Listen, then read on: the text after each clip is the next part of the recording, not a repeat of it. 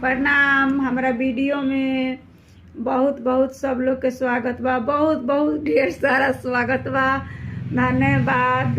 रउआ लोग हमरा के थोड़ा सपोर्ट करत नहीं तो हमरा अच्छा लागता। और सब लोग के बहुत बहुत धन्यवाद दे खातिर, सपोर्ट करे खातिर बहुत बहुत धन्यवाद। कितना कहीं बहुत सारा आती बा। अरे वो लोग के हम गीत गा के सुनावत नहीं कि बेटा के बियाह होखो चाहे बेटी के बियाह होखो, तो वो बियाह में अपटन लागेला, लड़का लड़की के अपटन लागला। तो भागम मत। हमारे ई ना कि वीडियो में हम बात कहत नहीं तो हमारे ऊपर में फेंक दें वीडियो, ई मत करम। अरे वो लोग हम कहत नहीं हमार वीडियो हम जौन कहत नहीं तो हम सुने हमारे गीत सुन ले हम प्लीज। तो कहत नहीं कि का करें कि अथी बेटा के चाहे बेटी के बियाह होखेला तो अपटन तो लागेला।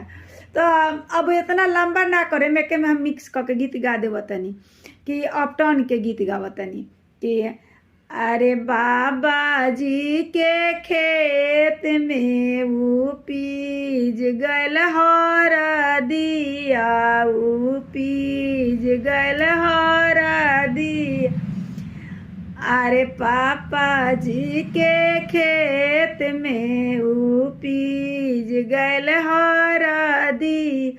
अरे चाचा जी के खेतिया उपीज गल हर दिया।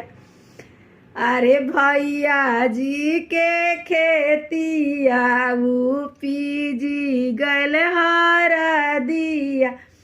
बड़ी भाग बोल रे हरदी, सुहाग बोल रे हरदी, अनुराग बोल रे हरदी। अरे उहे हरदी के अपटन मम्मी मोरा रगरी रगरी पीसी है, चाची रगरी रगरी पीसी है। बड़ी भाग बोले रे हरदी, अनुराग बोल रे हरदी।